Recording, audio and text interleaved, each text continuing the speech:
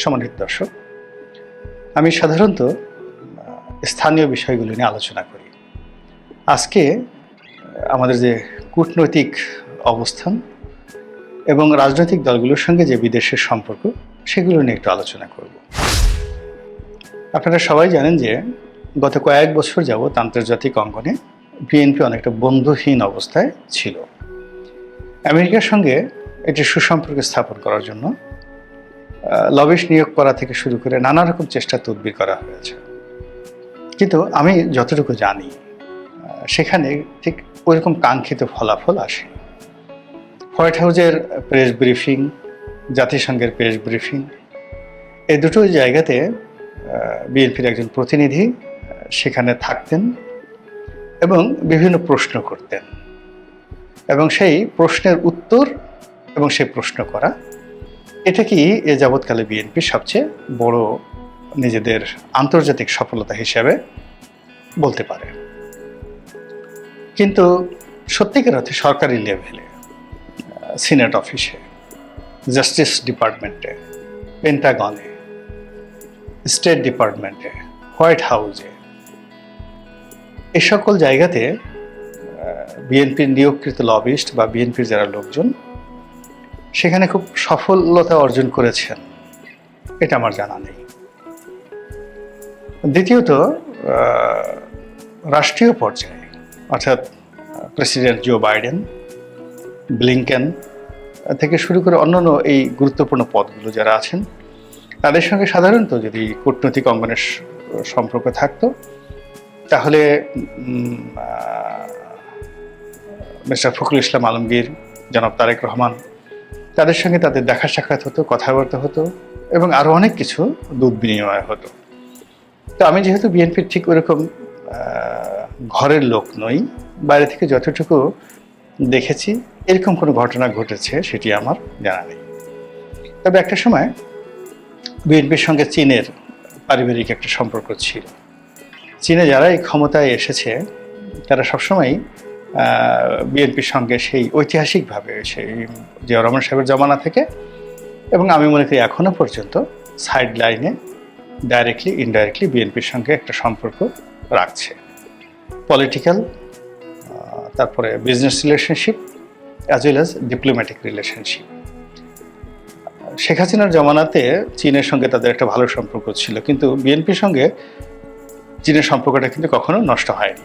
অনেকে জানেন না, কিন্তু আপনাদের একটা জানার জন্য বলছি যে আলতাফ হোসেন চৌধুরী, সাবেক বিমান বাহিনী প্রধান এবং বিএনপির সাবেক মন্ত্রী, তো উনি একটা অর্গানাইজেশন ওনার আছে, বাংলাদেশ চীন ফ্রেন্ডশিপ অ্যাসোসিয়েশন।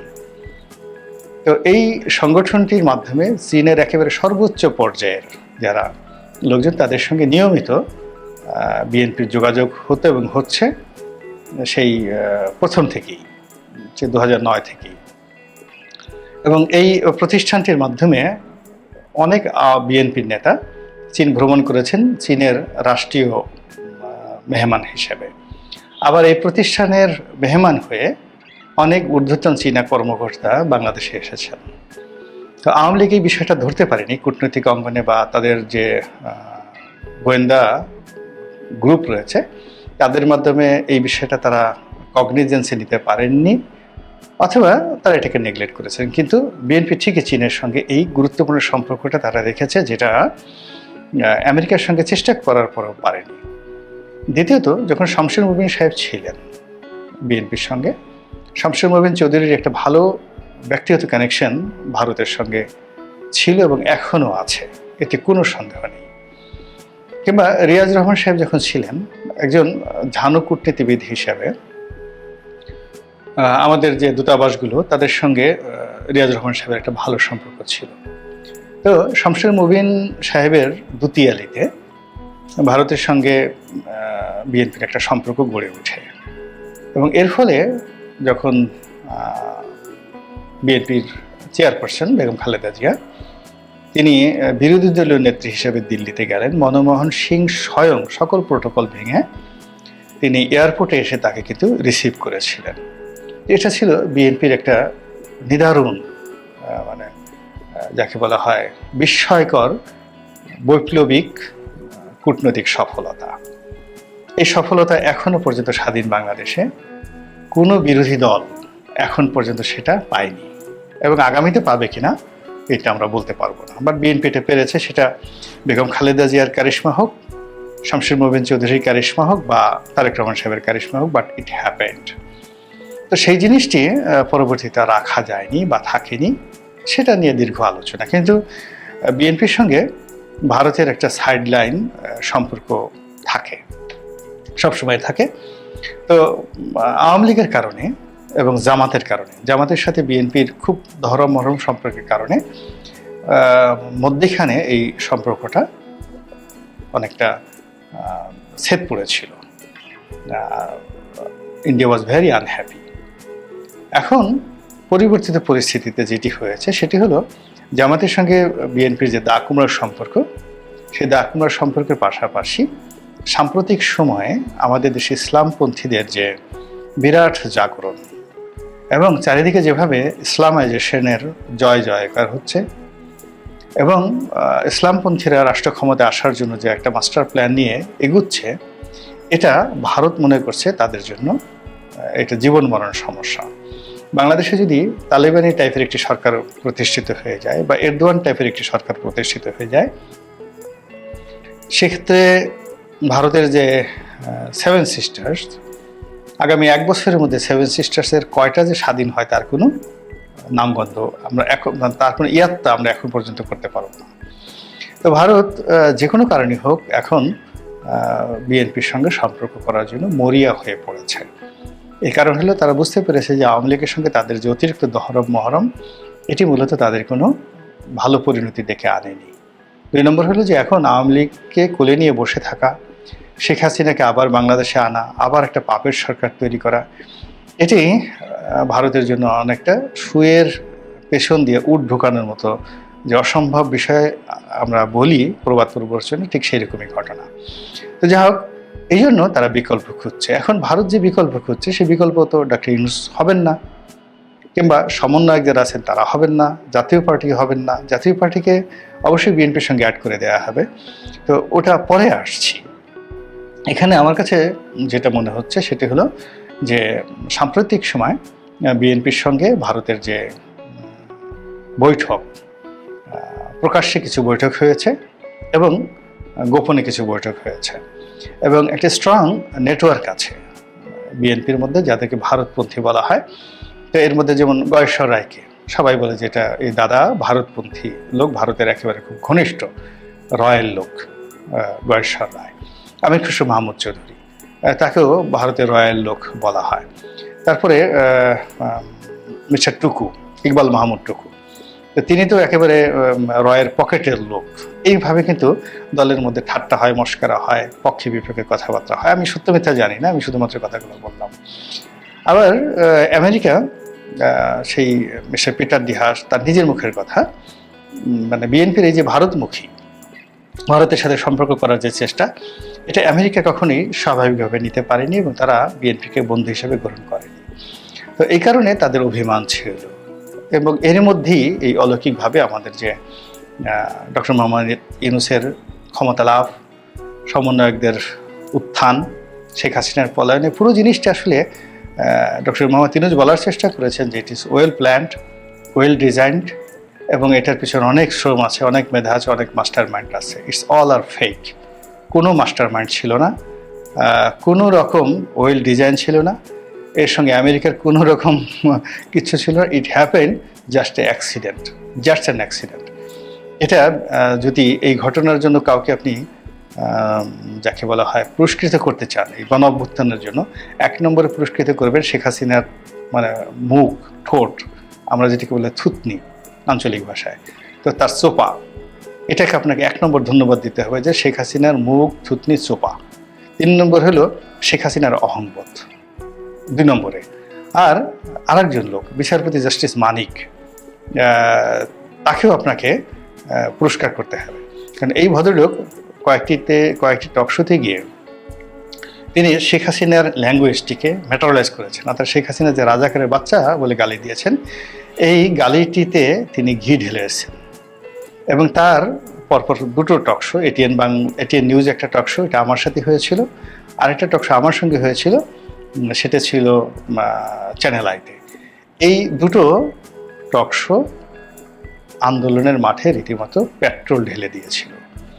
তো এই সমস্ত কারণে একটার পর একটা ঘটনা ঘটেছে আন্দোলনের মাঠে, এবং আন্দোলনের মাঠে এই ঘটনা যখন ঘটেছিল তখন বিএনপি, জামাত, অন্যান্য সরকার বিরোধী রাজনৈতিক দল তারা হয়তো গত 10 বছর যাবৎ সরকারকে ফাঁদে ফেলার জন্য, বিপদে ফেলার জন্য নানা রকম প্ল্যান করেছে, পরিকল্পনা করেছে, তাদের লজিস্টিক সাপোর্ট ছিল, তারপর প্রিপারেশন ছিল, প্ল্যান ছিল, তারা সুযোগ পাচ্ছিল না। তো যখন এরকম একটা বিরূপ পরিস্থিতির সৃষ্টি হলো, তারা তাদের সর্বশক্তি নিয়োগ করে এই যে মাঠে একটা বিপ্লব, এই বিপ্লবটিকে তারা শক্তিশালী করলো এবং বিপ্লব হয়ে গেল।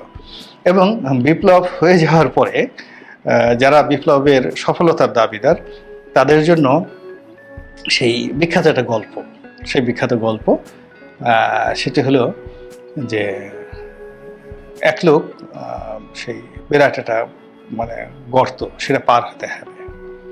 তো পার হতে হবে, কিন্তু এটা প্রথমত গর্তটা বড়, দ্বিতীয়ত এই গর্তের মধ্যে অনেকগুলো কুমির আছে। এখন সেখানে কেউ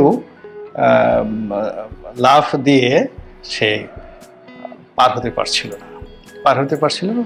হঠাৎ করে দেখা গেল একজন, সবাই দর্শক যারা আছে সেই দর্শক সেই তারা উকিঝুঁকি মারছিলেন। এর মধ্যে একজন দর্শক লাফ দিয়ে পার হয়ে গেলেন, হই হই পড়ে গেল, বিশাল পুরস্কার। তাকে পুরস্কার দেওয়ার জন্য সবাই সামনে নিয়ে আসছে, সে খুব রাগত, ক্রোধান্বিত এবং যাকে বলা ভীষণ রকম বিরক্ত। পুরস্কারের দিকে তার কোনো খেয়াল নাই। তিনি ক্রোধান্বিতভাবে সবাই যে প্রশংসা করছে যে আপনি কিভাবে এত বড় সফলতা অর্জন করলেন, এভাবে গর্তে পার হলেন, আপনার এত সাহস আসলো কি করে, যেখানে কুমিরের ভয় কেউ আসলো না, আর আপনি এক লাফ দিয়ে এটা পার হয়ে গেলে, এটা হলো কি করে? তখন তিনি বলেন যে সব কথা পরে, আগে বলেন আমাকে ধাক্কাটা কে দিয়েছিল, আমি তার নামটা জানতে চাই। এখন এখানে এই আন্দোলনে ধাক্কা কে দিয়েছে সেটা আগে খুঁজে বের করতে হবে। তো যাই হোক, এখন সেই যে ধাক্কা, সেই ধাক্কাটা অনেক পক্ষ দিয়েছে, যার যার জায়গা থেকে ধাক্কা দিয়েছে। একটা রিক্সাওয়ালা, কুলি, মজুর, মুটে, যার যার যতটুকু ক্ষমতা ছিল, একজন সেলুনের যিনি নরসুন্দর, সেখান থেকে শুরু করে রাস্তার যে ঝাড়ুদার, তারা যার যার অবস্থান থেকে কিন্তু দায়িত্ব এবং কর্তব্য পালন করেছেন, ফলে এরকম একটা বিজয় হয়েছে। তো কাজেই এখন যারা সমন্বয়ক আছেন বা যারা উপদেষ্টা আছেন, তারা সবাই এটা হলো কি করে, ধাক্কাটা কে দিল, এই চিন্তা যেভাবে করছেন, আবার লোকজন তাদেরকে তালি বাজাচ্ছেন, সেই তালিরও তাদের জবাব দিতে হচ্ছে। কিন্তু ঘটনা কিন্তু ঘটনার মতোই ঘটে চলছে। তো যেটা বলছিলাম সেটা হলো, কূটনৈতিক অঙ্গনে ভারত যেহেতু জানো খেলোয়াড়, এবং তাদেরকে যোগ্য সঙ্গী এবং সাথী লাগবে। আগামীতে যারাই ক্ষমতায় আসুক, তারা কোনো অবস্থাতে এখন যারা আছেন তাদেরকে পার্মানেন্টলি তাদের সাথে সম্পর্ক যে স্থাপন করা যাবে না, এটা ভারত বুঝে গেছেন ডক্টর মোহাম্মদ ইউনূসের 24 ঘন্টার মুভমেন্টের মধ্যে। এবং আপনারা লিখে রাখেন এই কথাটি যে ডক্টর মোহাম্মদ ইউনূস কতদিন ওনার ভাগ্যে এই রাষ্ট্র ক্ষমতা আছেন, কতদিন থাকবেন আমি জানি না, কয় সপ্তাহ থাকবেন আমি জানি না, তবে তার সঙ্গে ভারতের সম্পর্ক কোনো অবস্থাতে স্বাভাবিক হবে না। 2 নম্বর হলো যে ভারত বুঝে গেছে যে আওয়ামী লীগকে রাতারাতি ক্ষমতায় ফিরিয়ে আনা সম্ভব নয়, সুদীর্ঘকাল অপেক্ষা করতে হবে। আর এই মুহূর্তে তাদের কাছে সবচেয়ে আকর্ষণীয় যে রাজনৈতিক দল, সেই দলটি হলো বিএনপি।